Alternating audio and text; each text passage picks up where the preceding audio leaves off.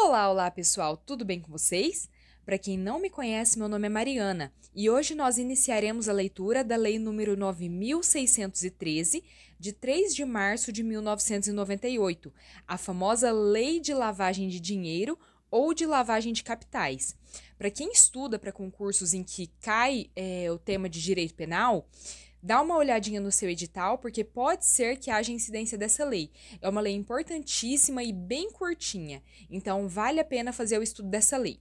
Nós aqui separaremos o nosso estudo em duas partes, então esse é o primeiro vídeo e no próximo nós finalizaremos a leitura da lei, tá ok? Então vamos começar aqui. Lei número 9.613, de 3 de março de 1998. Dispõe sobre os crimes de lavagem ou ocultação de bens, direitos e valores. A prevenção da utilização do sistema financeiro para os ilícitos previstos nesta lei e cria o Conselho de Controle de Atividades Financeiras, COAF, e dá outras providências. O Presidente da República faço saber que o Congresso Nacional decreta e eu sanciono a seguinte lei.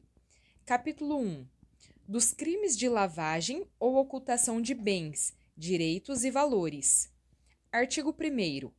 Ocultar ou dissimular a natureza, origem, localização, disposição, movimentação ou propriedade de bens, direitos ou valores provenientes, direta ou indiretamente, de infração penal. Inciso 1, revogado. Inciso 2, revogado. Até o inciso 8, revogado. Então, é o caput e a pena aqui transcrita, que é de reclusão de 3 a 10 anos e multa. Parágrafo 1º. Incorre na mesma pena quem, para ocultar ou dissimular a utilização de bens, direitos ou valores provenientes de infração penal, inciso 1, os converte em ativos lícitos, inciso 2, os adquire, recebe, troca, negocia, dá ou recebe em garantia, guarda, tem em depósito, movimenta ou transfere. Inciso 3. Importa ou exporta bens com valores não correspondentes aos verdadeiros. Parágrafo 2º. Incorre ainda na mesma pena quem, inciso 1, utiliza, na atividade econômico-financeira, bens, direitos ou valores provenientes de infração penal. Inciso 2. Participa de grupo, associação ou escritório, tendo conhecimento de que sua atividade principal ou secundária é dirigida à prática de crimes previstos nesta lei. Parágrafo 3º. A tentativa é punida nos termos do parágrafo único do artigo 14 do Código Penal. Parágrafo 4º. A pena será aumentada de 1 a 2/3, se os crimes definidos nesta lei forem cometidos de forma reiterada ou por intermédio de organização criminosa. Parágrafo 5º. A pena poderá ser reduzida de 1 a 2/3 e ser cumprida em regime aberto ou semiaberto, facultando-se ao juiz deixar de aplicá-la ou substituí-la a qualquer tempo, por pena restritiva de direitos, se o autor, coautor ou partícipe colaborar espontaneamente com as autoridades, prestando esclarecimentos que conduzam à apuração das infrações penais, à identificação dos autores, coautores e partícipes, ou à localização dos bens, direitos ou valores objeto do crime. Parágrafo 6º. Para apuração do crime de que trata este artigo, admite-se a utilização da ação controlada e da infiltração de agentes. Capítulo 2. Disposições processuais especiais. Artigo 2º. O processo e julgamento dos crimes previstos nesta lei, inciso 1, obedecem às disposições relativas ao procedimento comum dos crimes punidos com reclusão, da competência do juiz singular. Inciso 2. Independem do processo e julgamento das infrações penais antecedentes, ainda que praticados em outro país, cabendo ao juiz competente para os crimes previstos nesta lei a decisão sobre a unidade de processo e julgamento. Inciso 3. São da competência da Justiça Federal. Alínea A. Quando praticados contra o sistema financeiro e a ordem econômico-financeira, ou em detrimento de bens, serviços ou interesses da União, ou de suas entidades autárquicas ou empresas públicas. A linha B, quando a infração penal antecedente for de competência da Justiça Federal. Parágrafo 1º. A denúncia será instruída com indícios suficientes da existência da infração penal antecedente, sendo puníveis os fatos previstos nesta lei, ainda que desconhecido ou isento de pena o autor, ou extinta a punibilidade da infração penal antecedente. Parágrafo 2º. No processo por crime previsto nesta lei, não se aplica o disposto no artigo 366 do Decreto-Lei nº 3.689, de 3 de outubro de 1941, Código de Processo Penal, devendo o acusado que não comparecer nem constituir advogado ser citado por edital, prosseguindo o feito até o julgamento, com a nomeação de defensor dativo. Aqui temos alguns artigos revogados. Artigo 4º. O juiz, de ofício, a requerimento do Ministério Público ou mediante representação do delegado de polícia, ouvido o Ministério Público em 24 horas, havendo indícios suficientes de infração penal, poderá decretar medidas assecuratórias de bens, direitos ou valores do investigado ou acusado, ou existentes em nome de interpostas pessoas, que sejam instrumento, produto ou proveito dos crimes previstos nesta lei ou das infrações penais antecedentes. Parágrafo 1º. Proceder-se-á à alienação antecipada para preservação do valor dos bens, sempre que estiverem sujeitos a qualquer grau de deterioração ou depreciação, ou quando houver dificuldade para sua manutenção. Parágrafo 2º. O juiz determinará a liberação total ou parcial dos bens, direitos e valores, quando comprovada a licitude de sua origem, mantendo-se a constrição dos bens, direitos e valores necessários e suficientes à reparação dos danos e ao pagamento de prestações pecuniárias, multas e custas decorrentes da infração penal. Parágrafo 3º. Nenhum pedido de liberação será conhecido sem o comparecimento pessoal do acusado ou de interposta pessoa a que se refere o caput deste artigo, podendo o juiz determinar a prática de atos necessários à conservação de bens, direitos ou valores, sem prejuízo do disposto no parágrafo 1º. Parágrafo 4º. Poderão ser decretadas medidas assecuratórias sobre bens, direitos ou valores para a reparação do dano decorrente da infração penal antecedente ou da prevista nesta lei ou para o pagamento de prestação pecuniária, multa e custas. Artigo 4º-A. A alienação antecipada para preservação de valor de bens sobre constrição será decretada pelo juiz, de ofício, a requerimento do Ministério Público ou por solicitação da parte interessada, mediante petição autônoma, que será autuada em apartado e cujos autos terão tramitação em separado em relação ao processo principal. Parágrafo 1º. O requerimento de alienação deverá conter a relação de todos os demais bens, com a descrição e a especificação de cada um deles, e informações sobre quem os detém e local onde se encontram. Parágrafo 2º. O juiz determinará a avaliação dos bens, dos autos apartados, e intimará ao Ministério Público. Parágrafo 3º. Feita a avaliação e dirimidas eventuais divergências sobre o respectivo laudo, o juiz, por sentença, homologará o valor atribuído aos bens e determinará sejam alienados em leilão ou pregão, preferencialmente eletrônico, por valor não inferior a 75% da avaliação. Parágrafo 4º. Realizado o leilão, a quantia apurada será depositada em conta judicial remunerada, adotando-se a seguinte disciplina. Inciso 1.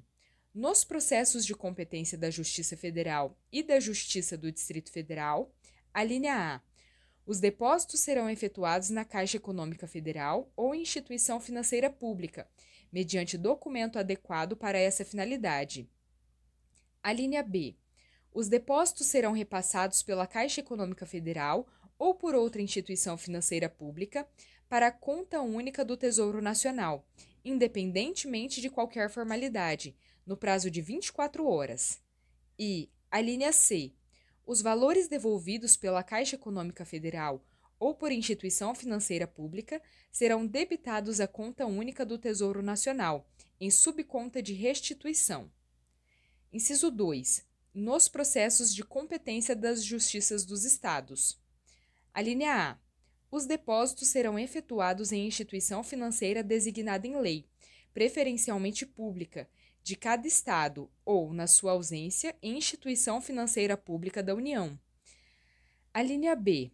Os depósitos serão repassados para a conta única de cada Estado, na forma da respectiva legislação.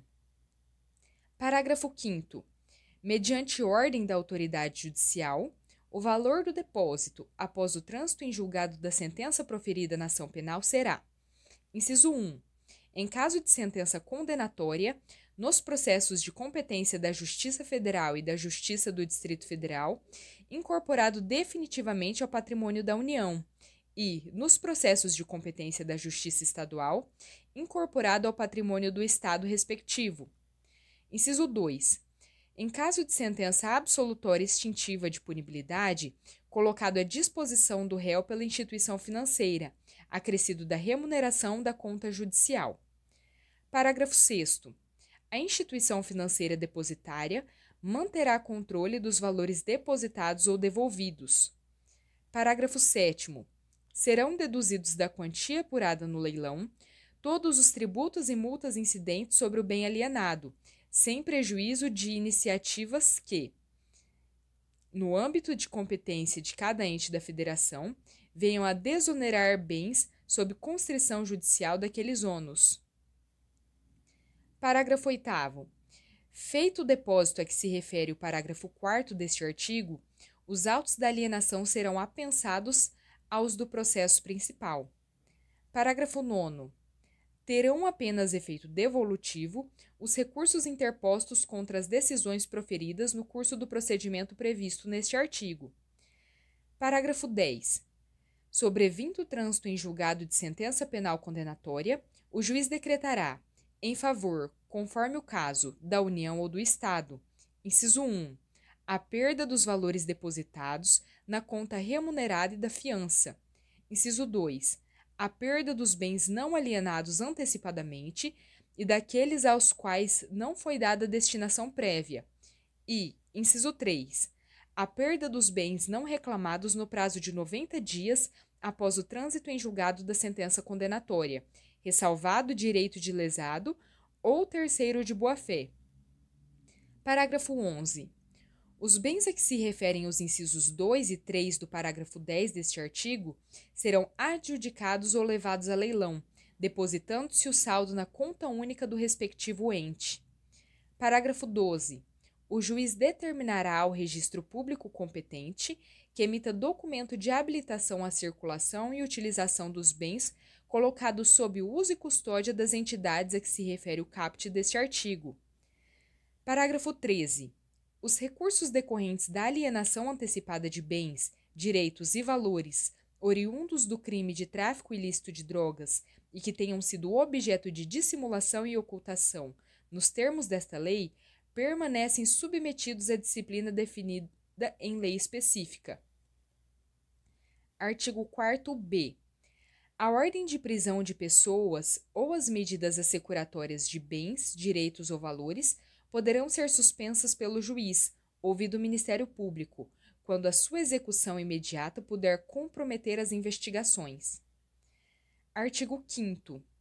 Quando as circunstâncias o aconselharem, o juiz, ouvido o Ministério Público, nomeará a pessoa física ou jurídica qualificada para a administração dos bens, direitos ou valores sujeitos a medidas assecuratórias, mediante termo de compromisso. Artigo 6º. A pessoa responsável pela administração dos bens, inciso 1, fará jus a uma remuneração, fixada pelo juiz, que será satisfeita com o produto dos bens objeto da administração. Inciso 2. Prestará, por determinação judicial, informações periódicas da situação dos bens sob sua administração, bem como explicações e detalhamentos sobre investimentos e reinvestimentos realizados. Parágrafo único. Os atos relativos à administração dos bens sujeitos a medidas assecuratórias serão levados ao conhecimento do Ministério Público, que requererá o que entender cabível. Capítulo 3. Dos efeitos da condenação. Artigo 7º. São efeitos da condenação, além dos previstos no Código Penal. Inciso 1. A perda em favor da União e dos Estados, no caso de competência da Justiça Estadual, de todos os bens, direitos e valores relacionados, direto ou indiretamente, à prática dos crimes previstos nesta lei, inclusive aqueles utilizados para prestar a fiança, ressalvado o direito do lesado ou de terceiro de boa-fé. Inciso 2. A interdição do exercício de cargo ou função pública de qualquer natureza e de diretor, de membro, de conselho de administração ou de gerência das pessoas jurídicas referidas no artigo 9º, pelo dobro do tempo da pena privativa de liberdade aplicada. Parágrafo 1º. A União e os Estados, no âmbito de suas competências, regulamentarão a forma de destinação dos bens, direitos e valores cuja perda houver sido declarada, assegurada, quanto aos processos de competência da Justiça Federal, a sua utilização pelos órgãos federais encarregados da prevenção, do combate, da ação penal e do julgamento dos crimes previstos nesta lei, e, quanto aos processos de competência da Justiça Estadual, a preferência dos órgãos locais com idêntica função. Parágrafo 2º. Os instrumentos do crime sem valor econômico, cuja perda em favor da União ou do Estado for decretada, serão inutilizados ou doados a museu criminal ou a entidade pública, se houver interesse na sua conservação. Capítulo 4. Dos bens, direitos ou valores oriundos de crimes praticados no estrangeiro. Artigo 8º. O juiz determinará, na hipótese de existência de tratado ou convenção internacional e por solicitação de autoridade estrangeira competente, medidas assecuratórias sobre bens, direitos ou valores oriundos de crimes descritos no artigo 1º, praticados no estrangeiro. Parágrafo 1º. Aplica-se o disposto neste artigo, independentemente de tratado ou convenção internacional, quando o governo do país da autoridade solicitante prometer reciprocidade ao Brasil. Parágrafo 2º. Na falta de tratado ou convenção, os bens, direitos ou valores privados sujeitos a medidas assecuratórias por solicitação de autoridade estrangeira competente ou os recursos provenientes da sua alienação serão repartidos entre o Estado requerente e o Brasil, na proporção de metade, ressalvado o direito do lesado ou de terceiro de boa-fé. Bom, pessoal, terminamos aqui a nossa parte 1 neste momento. Espero que tenham gostado. Se gostaram, se inscrevam no canal e ativem o sininho para acompanhar os próximos vídeos, inclusive a finalização dessa lei importantíssima para provas. Tá ok? Muito obrigada, deixa aí o seu like, comenta também outros conteúdos que você gostaria de ver aqui no canal. E até a próxima!